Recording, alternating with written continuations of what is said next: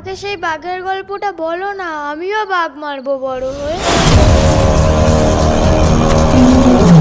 প্রাণী হত্যা যে মহাপাপ। তুমি যে মেরেছিলে। ভুল করেছিলাম বাবা।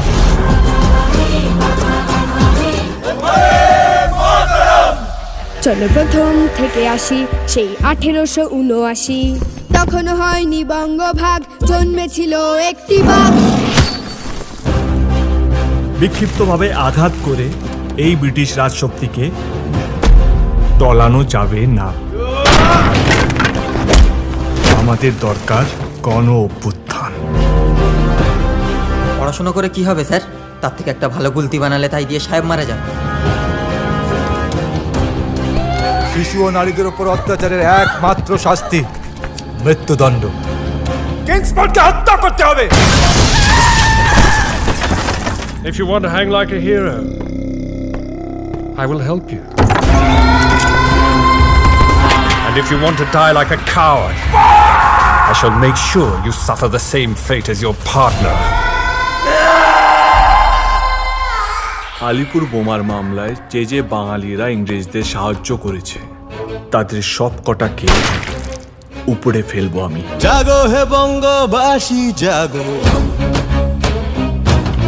জাগো হে রঙ্গ উদাসী জাগো। ইনি আমার এক ভাই Rashbehari Basu. I want to see Jotin Mukherjee kneel before the British law he so despises. অত্যাচার করে আমার কোনো ভাইয়ের মুখ থেকে কোনো কথা বার করা সম্ভব না। এই কাজ কি তুমি ছাড়া আর কেউ করতে পারবে না? আমি যেই পথে হাঁটছি সেটা গিয়ে শেষ হয় মৃত্যুতে। তোমাদের কাছে বাকি জীবনটা পড়ে আছে। সে জীবনের কোনো মানে নেই যতীন দা, যে জীবন দেশের কাজে না লাগে। তবে তৈরি হও ভবিষ্যৎ লেখার জন্য। কোটি কোটি ভারতবাসীদের জাগিয়ে তোলার জন্য, নিজেদের উত্তর প্রজন্মকে একটা স্বাধীন মাতৃভূমি উপহার দেওয়ার জন্য।